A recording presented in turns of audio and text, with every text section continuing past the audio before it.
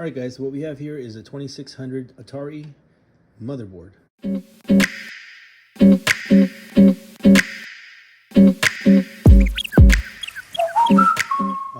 This motherboard is dear to my heart because it was actually 6 years old.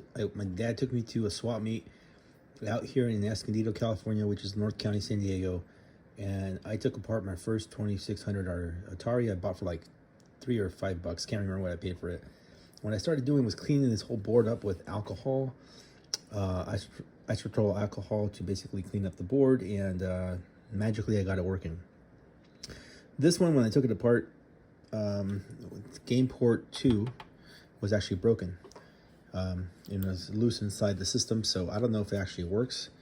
I'm waiting for my power supply, but in the meantime, I wanted to show you guys. Port 2 has pins that broke off right there. And sure, I can go buy this, but I figured it's still good. I still see the metal contacts in here. I just need to run new wiring into that area.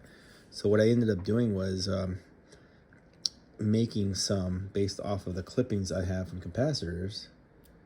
You can get these capacitors, right, and they're too long, so you cut those off, and you can use those and solder those to the pins that are existent or non-existent. So I ended up taking this port apart and then cleaning up this area with some flux and using some solder to get some new fresh pads, and it worked out quite well. And I also used some wick. All this stuff will be in the description to be able to essentially put this back together. So if you guys like soldering, this wasn't a bad project. So this is Rev 114. This board was built in 1980.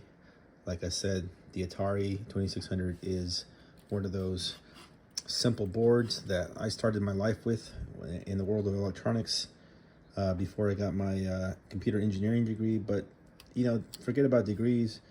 I think the most important thing is just having a passion for what you like doing. And for me, this is it. This is where it all started. Like I said, this is my first one I've had since I was a kid. Never bought another one, and I'm happy to have it back at my bench. This was one of the 5 consoles that I bought off a guy who sold me them for $60, and I've been able to recoup my income back by fixing one of the consoles, and now I'm working on the 2600. So hope you guys enjoyed this video. I'll get you some more progress as it proceeds, but I just wanted to show you guys a little trick on how to fix the broken pins there. So I did the first front, and now I gotta do the back, and we should be good to go.